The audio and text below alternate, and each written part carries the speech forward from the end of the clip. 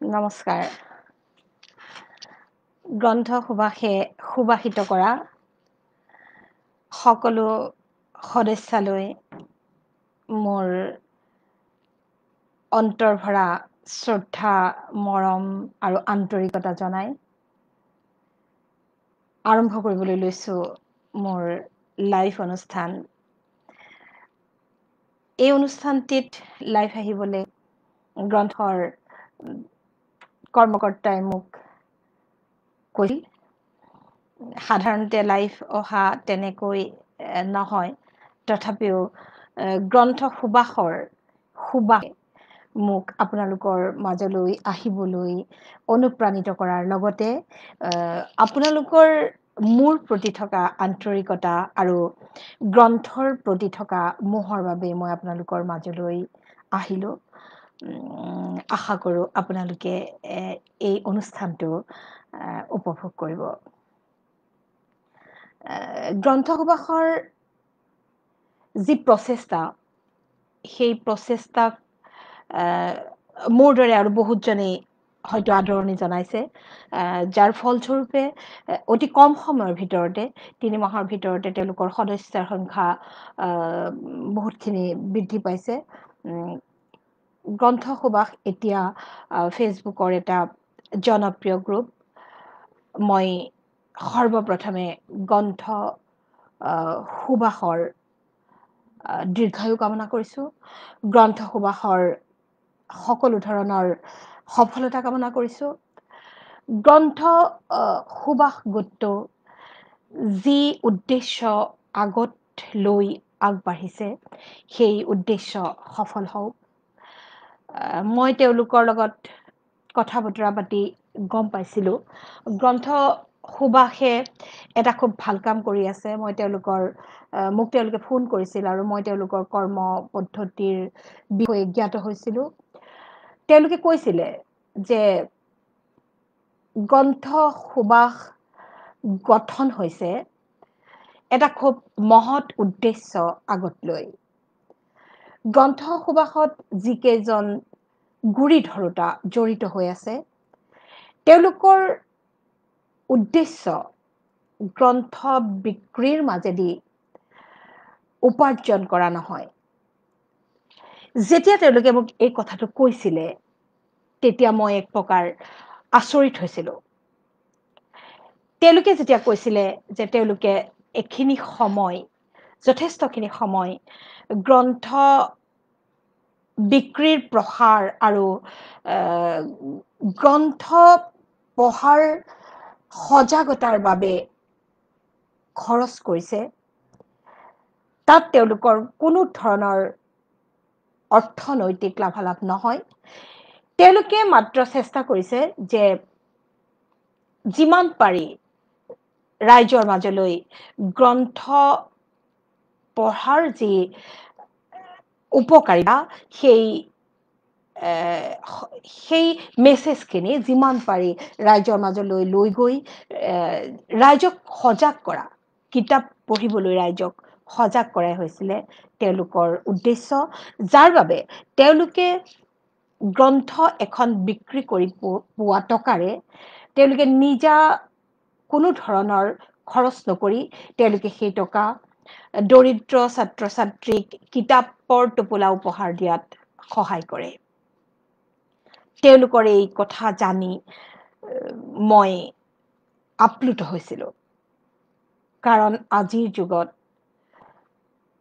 নিজৰ কোনো ধৰণৰ স্বাৰ্থ নোহোৱাকৈ কেৱল মাত্ৰ কিতাপক ৰাইজৰ কাষলৈ লৈ যাবলৈ বা নতুন প্ৰজন্মক কিতাপ পঢ়াৰ উপকাৰিতা জনাবৰ বাবেই এটা গ্ৰুপৰ সৃষ্টি হৈছিল আৰু তেওঁলোকৰ মহৎ উদ্দেশ্যৰ কাৰণে তেওঁলোকে নিস্বাৰ্থভাৱে যথেষ্ট সময় ব্যয় কৰিছে। এই কথাটোৱে অসমীয়া সাহিত্য জগতলৈ, অসমৰ কিতাপ লিখা, কিতাপ প্ৰকাশ কৰা, কিতাপ ছপা কৰা আৰু কিতাপ পঢ়া, এই আটাইখিনি মানুহলৈ এটা অতি সুন্দৰ সহযোগ লৈ আহিছে।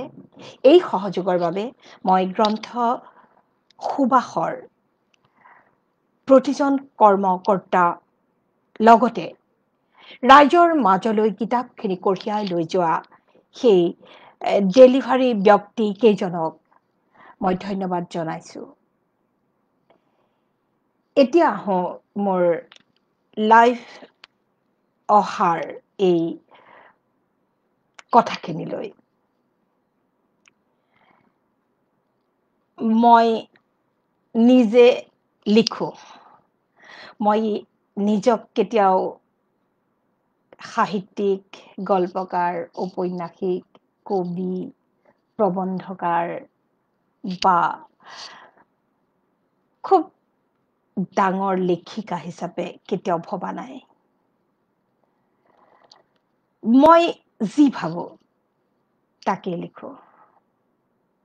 মোৰ লেখনিত কৰবাত বানান বিভ্ৰাট আছে। মোৰ লেখনিয়ে কেতিয়াবা ইংৰাজী সাহিত্যৰ শব্দ বাক্য আদৰি লৈছে। মোৰ লেখনিয়ে সচৰাচৰ মানুহে কৈ থকা হিন্দী শব্দক টানি আনিছে। মোৰ লেখনিত মই যুৱ প্ৰজন্মৰ জনপ্ৰিয় শব্দ বিন্দাস ব্যৱহাৰ কৰোঁ, যিটো শব্দক ময়ো কওঁ। তেনেদৰে আৰু বহুত শব্দ, সেই শব্দই মোৰ লেখনিত স্থান পাইছে। কিয় সেই শব্দই স্থান পাইছে তাৰ খুব বিশেষ তত্ত্বগধুৰ কাৰণ বৰ্ণনা কৰিবলৈ নগৈ মই এটা কথাই কৈছো, মই যেতিয়া ডিব্ৰুগড় বিশ্ববিদ্যালয়ত অসমীয়া বিভাগত স্নাতকোত্তৰ পঢ়ি আছিলো, তেতিয়া আমাৰ ক্লাছৰুমত মোৰ শ্ৰদ্ধাৰ শিক্ষাগুৰু দীপ্তি ফুকন পাটগিৰি বাইদেৱে, যি হয়তো এতিয়া গুৱাহাটী বিশ্ববিদ্যালয়ৰ প্ৰফেচাৰ, তেখেতে কৈছিল, ভাষাই বিৱৰ্ণৰ ৰূপত সদায় পৰিৱৰ্তন হৈ ন ৰূপ লয় আৰু ভাষাৰ শব্দৰ পৰিৱৰ্তন অনস্বীকাৰ্য। আচলতে মই সৰুৰে পৰাই বৰ মুকলি চিন্তাধাৰাৰ আছিলো। সেইবাবেই মই মোৰ যিকোনো লেখাত মই যিকোনো কথিত শব্দৰ ব্যৱহাৰ কৰিছিলো। মই খুব টান শব্দ, টান কথা ভাল নাপাইছিলো। এক কথাত ক'বলৈ গ'লে জটিলতা মই বেয়া পাওঁ। মই খুব সহজ সৰলকৈ থাকি ভাল পাওঁ। মই সহজ সৰলকৈ কথা পাতি ভাল পাওঁ। আৰু মই এটা সহজ সৰল জীৱন যাপন কৰি ভাল পাওঁ। সেইবাবেই মই মোৰ লেখনি খুব সহজ কৰি লিখিবলৈ চাওঁ। মই সাহিত্য সৃষ্টি কৰিবলৈ যাওঁতে, মই এখন উপন্যাস লিখিবলৈ যাওঁতে মোৰ কোনো মানসিক প্ৰস্তুতি নাথাকে। মোৰ মনলৈ অহা কথাবিলাকেই মই লিখি দিওঁ। সেয়া সাহিত্যৰ বিখ্যাত বিখ্যাত পণ্ডিতসকলে কি ভাবে লয় মই নাজানো। কিন্তু সাহিত্যৰ ছাত্ৰী হিচাপে অসমীয়া সাহিত্য অধ্যয়ন কৰা, স্নাতকোত্তৰ পৰ্যায়ত অসমীয়া সাহিত্য অধ্যয়ন কৰা এগৰাকী ছাত্ৰী হিচাপে মই মোৰ সৃষ্টিত নতুন সংযোজন কৰাটো একো অপৰাধ বুলি মই অনুভৱ নকৰো। দ্বিতীয়তে, মোৰ সৃষ্টিয়ে অলপমান শিক্ষিতজনৰ পৰা, হাইস্কুলৰ দেওনা পাৰ নোহোৱাজনৰ পৰা উচ্চতম ডিগ্ৰীধাৰীজনলৈকে, সমাজৰ তৃণমূল পৰ্যায়ৰ পঢ়ুৱৈৰ পৰা বিদ্বত সমাজলৈকে সকলোকে চুই যোৱাটো মই বিচাৰো। মই যদি খুব জটিল কথাৰ অৱতাৰণা কৰো, সকলো শ্ৰেণীৰ পাঠকে হয়তো সেয়া বুজি নাপাব। আপোনালোকে বহুতেই হয়তো মোৰ প্ৰথম উপন্যাস চিনৰিতা পঢ়িছে। আজিকালি কিতাপ পঢ়াৰ পৰিৱেশটো তুলনামূলকভাৱে কম হৈছে। আজিকালি ডিজিটেল মাধ্যমত বিভিন্ন এপছত, ছ'চিয়েল মিডিয়াত, ইণ্টাৰনেটত সকলোৱে খুব সহজে মোবাইলটো হাতত লৈ কিতাপ বা যিকোনো তেনেকুৱা PDF-ত পঢ়িবলৈ পায়। তেখেতসকলে সেইটো কনভিনিয়েণ্ট, তেওঁলোকৰ সুবিধাৰ কাৰণে সেইটো পদ্ধতি গ্ৰহণ কৰে। ছ'চিয়েল মিডিয়াত মই লিখিছিলোঁ, মোৰ আটাইকেইখন উপন্যাস ছ'চিয়েল মিডিয়াতেই মই লিখিছিলোঁ। মই নিজেও পঢ়োঁ আৰু মই এইটোক এটা ভাল কাম হিচাপে গণ্য কৰোঁ। কিন্তু তাতো কিছুমান কিন্তু থাকে, তাতো কিছুমান দায়বদ্ধতা থাকে। আমি কিতাপ লিখা মানুহবোৰে, সৃষ্টি কৰা মানুহবোৰে সৃষ্টিৰ লগে লগে সমাজৰ প্ৰতি এটা দায়িত্ববোধ অনুভৱ কৰা দৰকাৰ। আমি লিখা কিতাপখন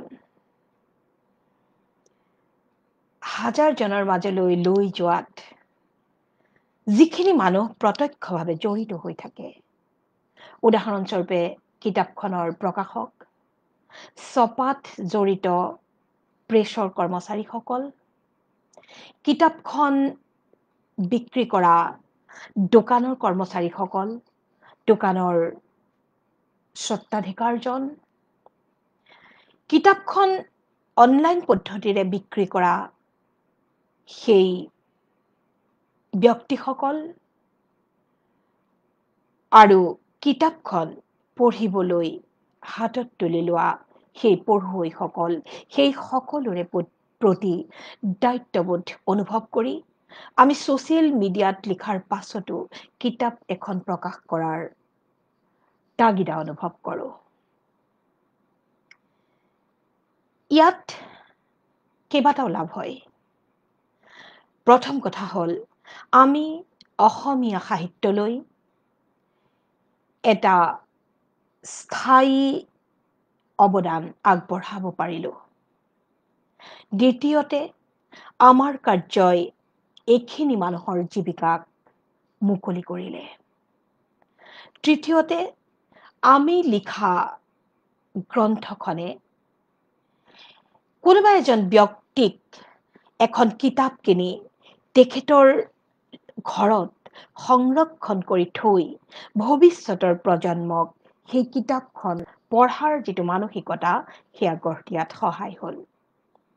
আৰু আটাইতকৈ ডাঙৰ কথা, আমি আমাৰ ভাষাটোক ব্যৱহাৰ কৰি, আমি আমাৰ ভাষাটোক লিপিবদ্ধ কৰি অসমীয়া সাহিত্যৰ ভঁৰাল টনকিয়াল কৰিলোঁ।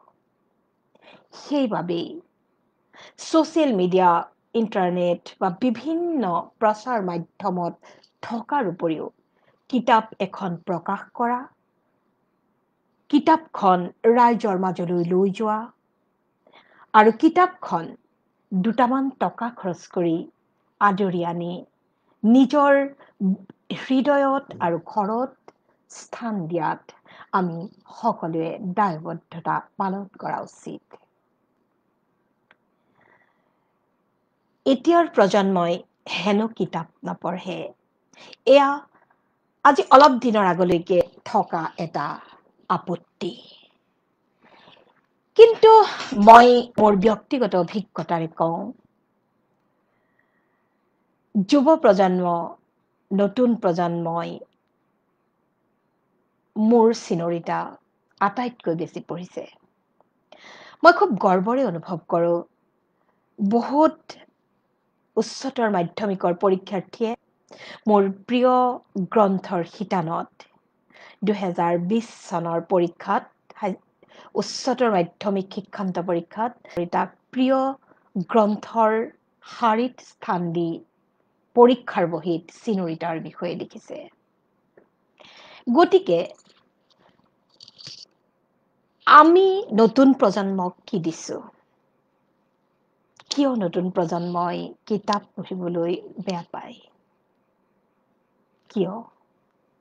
এই কিয় বিলাকৰ উত্তৰ বিচাৰি আমি যদি অলপমান নিজক সোধো, আমি যদি তেওঁলোকৰ মনৰ ভাল লগাবোৰ বুজি লৈ তেওঁলোকে ভাল পোৱাৰ ধৰণেৰে ৰুচিসন্মত কিন্তু ভাল কিতাপ লিখিব পাৰো, উপহাৰ দিব পাৰো, তেনেহলে মোৰ বোধেৰে নতুন প্ৰজন্মই কিতাপেই আটাইতকৈ বেছি পঢ়িব। আজি গ্ৰন্থ সুবাসৰ এজন কৰ্মকৰ্তা অৰিন্দমে মোক কৈছিল যে বাইদেউ আপুনি শুনি ভাল পাব, 16 পৰা 30 বছৰৰ বয়সৰ যুৱ প্ৰজন্মই চিনৰিত আটাইতকৈ বেছি পঢ়িছে। গতিকে মই ভাবো যুৱ প্ৰজন্মই কিতাপ নপঢ়ে, মোবাইল লৈ ব্যস্ত হৈ থাকে, এইবিলাক এলিগেশ্যন অনাৰ আগতে আমি নিজক সুধিব লাগে, আমি যুৱ প্ৰজন্মৰ কাৰণে আগবঢ়াই দিয়া কিতাপখন তেওঁলোকে ভাল পাবনে? এতিয়া কিছুমান প্ৰশ্ন মোৰ হাতত গ্ৰন্থ সুবাসে তুলি দিছিল। প্ৰশ্নখিনি আছিল, বৰ্তমান পৰিস্থিতিত গ্ৰন্থ অধ্যয়নৰ সজাগতা আৰু প্ৰয়োজনীয়তা।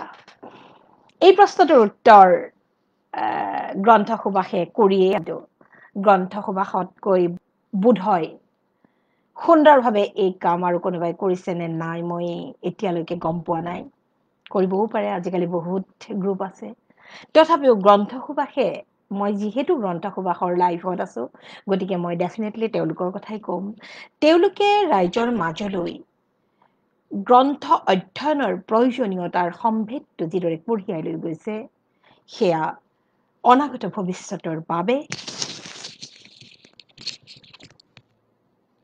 আৰু অসমীয়া সাহিত্যৰ উত্তৰণৰ বাবে খুব ভাল লক্ষণ।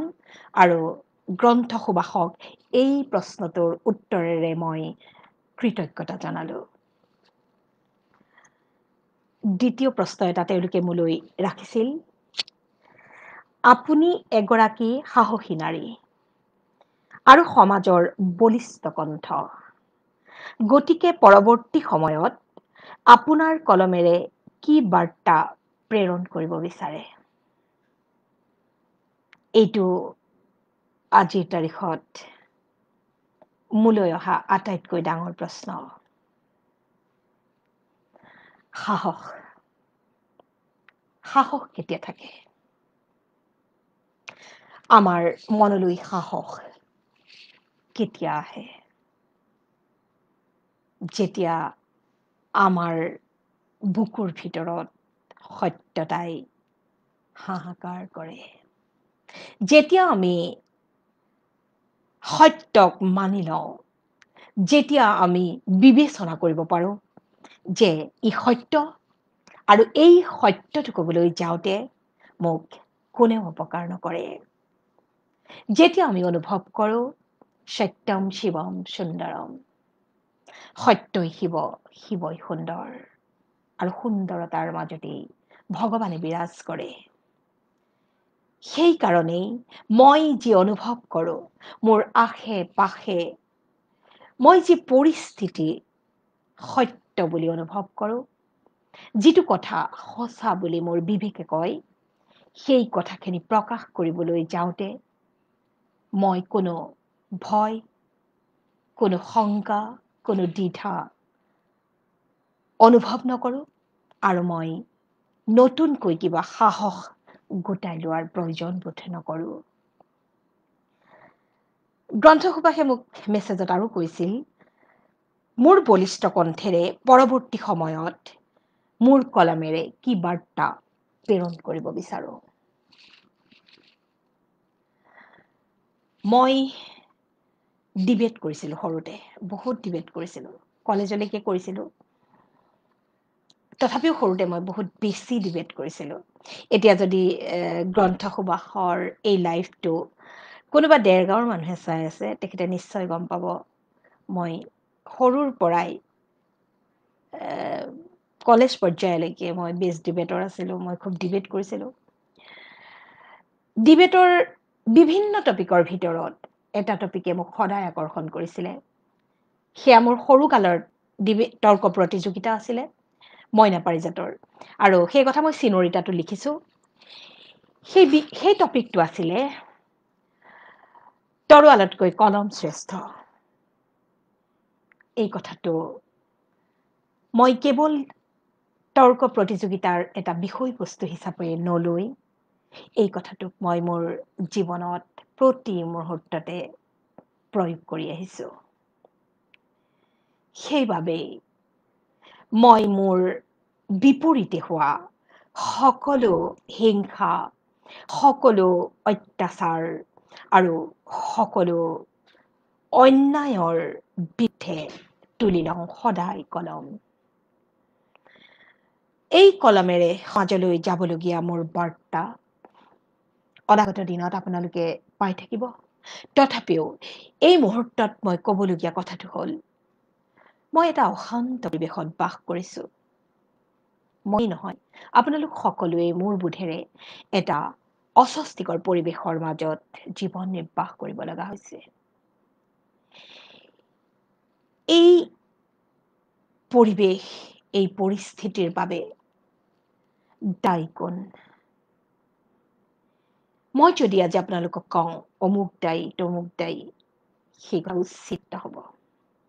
মই বিচাৰোঁ সমাজলৈ মই এটা বাৰ্তা দিওঁ, আপোনালোকে নিজৰ লগত কথা পাতক। আপোনালোকে নিজেই সোধক, আমি কি কৰা উচিত? সংকটৰ সময়ত মানুহে সদায় নিজৰ লগত পাতিব লাগে। আপোনাৰ অন্তৰাত্মাই কি কয়? মোৰ বাৰ্তাটোৱে আপোনাক অন্তৰাত্মাৰ লগত কথা পাতিবলৈ ক'ব।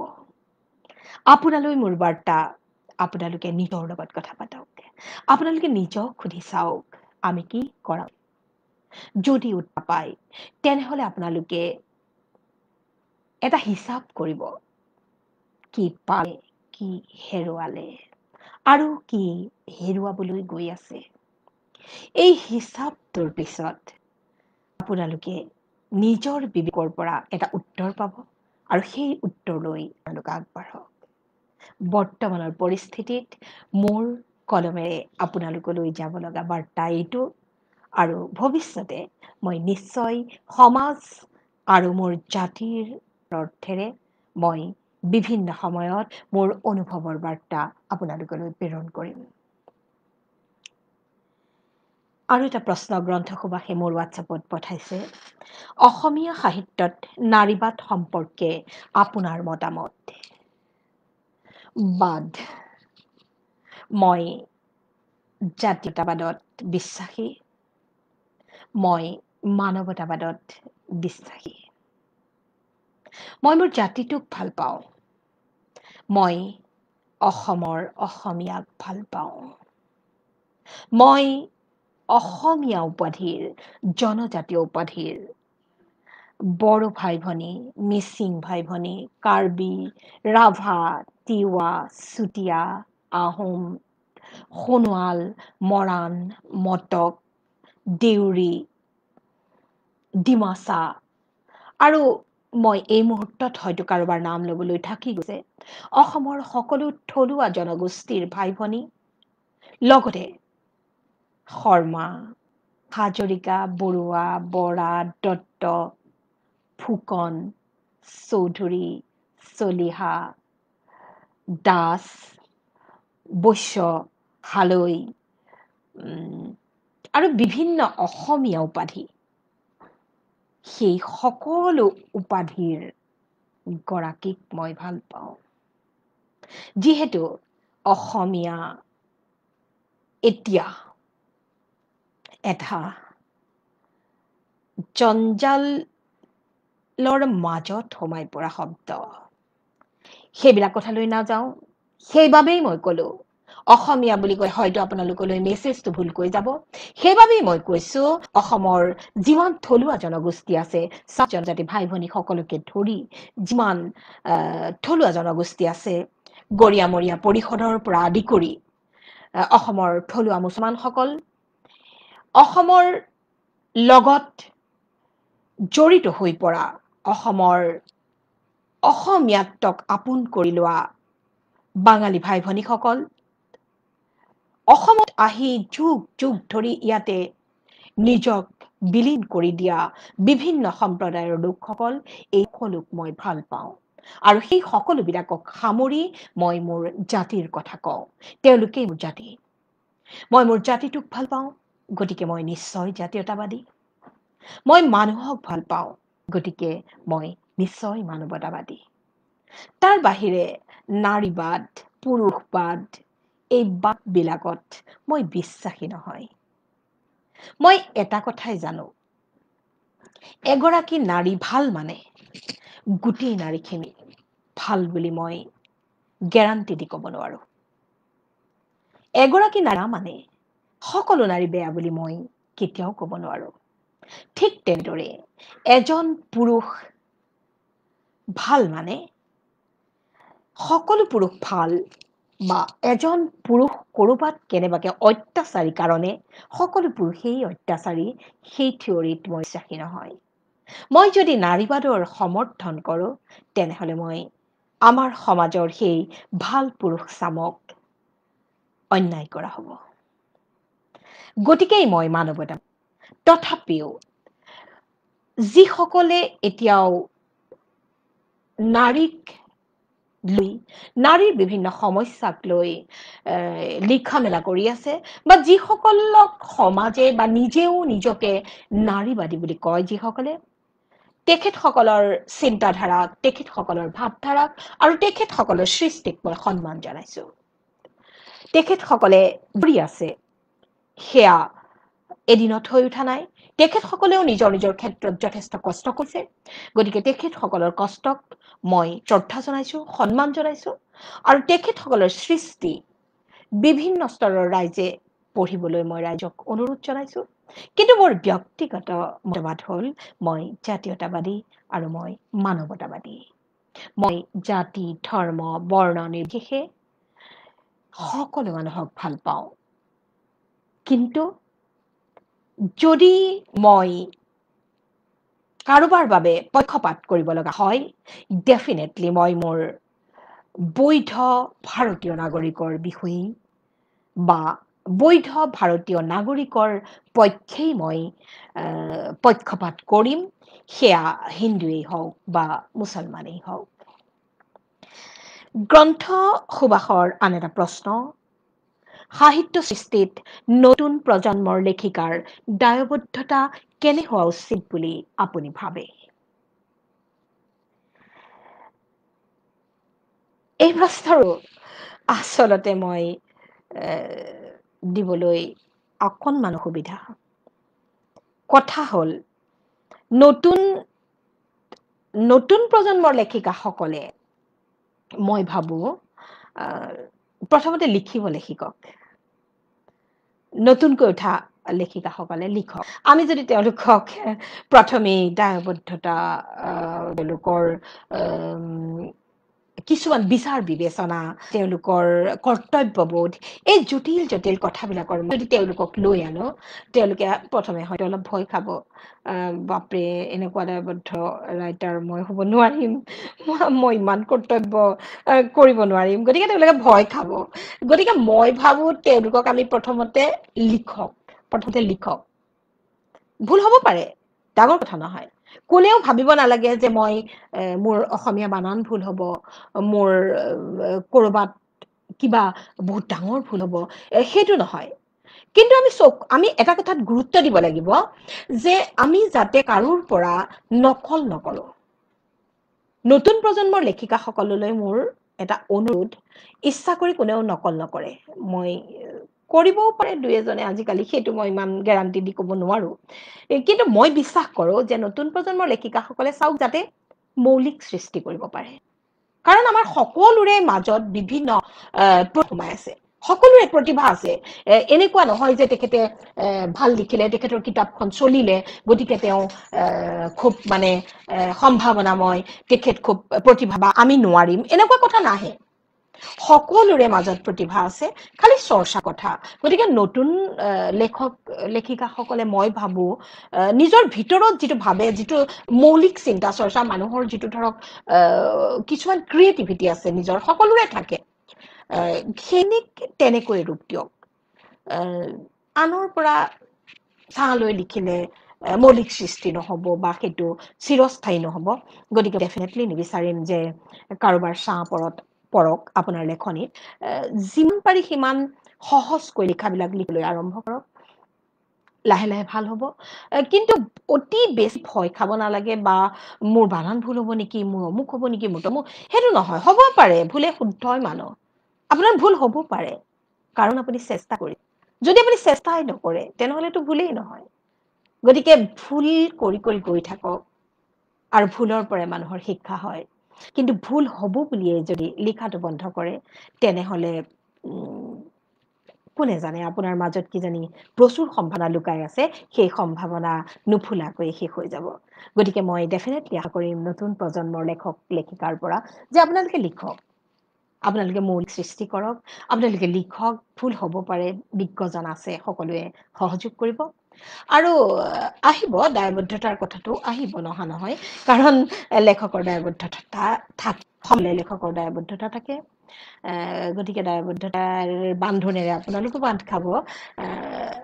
চাব যাতে লেখাটোৱে সমাজলৈ এটা কঢ়িয়াই লৈ যায়, পজিটিভ মেছেজ এটা, আমি যোগাত্মক বাৰ্তা সমাজখনক। কিবা এটা লিখোঁতে আমি চিন্তা কৰিব লাগিব যে আমাৰ লেখাটোৱে সমাজত কিমান দূৰ নেতিবাচক আৰু কিমান দূৰ ইতিবাচক প্ৰভাৱ পেলায়। মই ভাবোঁ সেই কথাটোৱেই চাগৈ দায়বদ্ধতাৰ কাৰণ বুলি মই ভাবোঁ। গতিকে সিমানখিনি দায়বদ্ধতা যদি পালন কৰে, মই ভাবোঁ ভাল হ'ব। আৰু বানানবিলাক লাহে লাহে শুদ্ধ হ'ব। বানান শুদ্ধ কৰাটো বৰ দৰকাৰ। আমি যদি আমাৰ নিজৰ ভাষাটোক ভুলকৈ আগবঢ়াওঁ, আমি যদি হ'লে বেয়া লাগিব। গতিকে চেষ্টা কৰক, কিন্তু এনেকুৱাও নহয় ভুল বুলি আপুনি নেদেখাকৈ থাকিব। আৰু এটা প্ৰশ্ন গ্ৰন্থ সুবাসে বিভিন্ন পাঠকৰ পৰা সংগ্ৰহ কৰি মোলৈ, আচলতে এনে পাঠকৰ প্ৰশ্ন যিখিনি গ্ৰন্থ সুবাসে মোলে সৃষ্টি আগবঢ়াই দিওঁ। আমি যদি সুন্দৰ উপস্থাপনেৰে তাক আগবঢ়াওঁ, তেতিয়া পাঠকৰ পঢ়িবলৈ আগ্ৰহ থাকিব, আৰু পাঠকে সেই কথাখিনি ভাল পাব। গতিকে সেই সৃষ্টিটো ৰাইজে আদৰি ল'ব। প্ৰথম কথা সেইটো। দ্বিতীয় কথা হ'ল, আমি যিমান পাৰোঁ সহজ সৰল ভাষাত লিখিলে পাঠকে বুজি পোৱাত সহায় হয়। আমি লিখা, আমি সৃষ্টি কৰা কথাটোৱে যদি এজন পাঠকক ডিক্সনেৰী মেলি ল'বলৈ বাধ্য কৰায়, তেনেহ'লে সি নিশ্চয় ভাল কথা নহয়। আৰু আমাৰ কথাবিলাক যদি ৰসবোধ থাকে, তাত আমাৰ লিখাত যদি বিভিন্ন ধৰণৰ ৰসবোধ থাকে, তেনেহ'লে সেই ৰসবোধেৰে এটা লিখা আগবঢ়াই লৈ যাওঁতে সহায় হোৱাৰ লগতে বিভিন্ন ৰুচিৰ পাঠকক ৰসাস্বাদন দিয়াৰ লগতে সৃষ্টিটো যুগমীয়া হোৱাত সহায় কৰিব। মই ভাবোঁ আপোনালোকে মোৰ লাইফত আপোনালোকৰ উত্তৰসমূহ পালে। আপোনালোকৰ লগত ইমান সময় থাকি মোৰ যথেষ্ট ভাল লাগিল। আপোনালোকে ইমানখিনি সময় মোৰ লগত থাকি মোৰ লাইভ প্ৰগ্ৰেমটো উপভোগ কৰাৰ কাৰণে আপোনালোকৰ ওচৰত কৃতজ্ঞতা প্ৰকাশ কৰি মই আপোনালোকৰ পৰা আজিলৈ ইমানতে বিদায় ল'ম। আপোনালোক সকলোৰে ভৱিষ্যত দিনবোৰ সুখৰ হওক। আপোনালোকে এটা শান্তিময় জীৱন অতিবাহিত কৰক। কিতাপ আপোনালোকৰ জীৱনৰ পথ প্ৰদৰ্শক হওক। আপোনালোকে কিতাপ পঢ়াত গুৰুত্ব দিয়ক। কিতাপৰ জ্ঞানে এজন মানুহক সংস্কাৰিত কৰে। আপোনালোকে কিতাপ পঢ়াখিনিতো পঢ়িয়ে আছে, যিখিনিয়ে এতিয়াও কিতাপ পঢ়াৰ প্ৰতি অতি বেছি আগ্ৰহ আনিব পৰা নাই, তেখেতসকলে লাহে লাহে সেই আগ্ৰহ সৃষ্টি কৰিবলৈ যত্নপৰ হওক। আমি, আপুনি, তেওঁলোক, তোমালোক সকলোৱে মিলি কিতাপৰ এখন বিশাল পৃথিৱী গঢ়ি তোলো, যিখন পৃথিৱীৰ সুবাসত আমি সকলো সুবাসিত হ'ম যুগে যুগে, মাহে মাহে আৰু বছৰে বছৰে। গ্ৰন্থ সুবাসৰ সকলো সদস্যা আৰু কৰ্মকৰ্তালৈ মোৰ শ্ৰদ্ধা জনাই, জ্যেষ্ঠসকললৈ নমস্কাৰ জনাই, কনিষ্ঠসকলক মোৰ মৰম জনাই, গ্ৰন্থ সুবাস গ্ৰুপৰ উজ্জ্বল ভৱিষ্যত আৰু দীৰ্ঘায়ু কামনা কৰি মোৰ লাইভ অনুষ্ঠানটি আজিলৈ ইমানতে সামৰণি মাৰিলোঁ। নমস্কাৰ।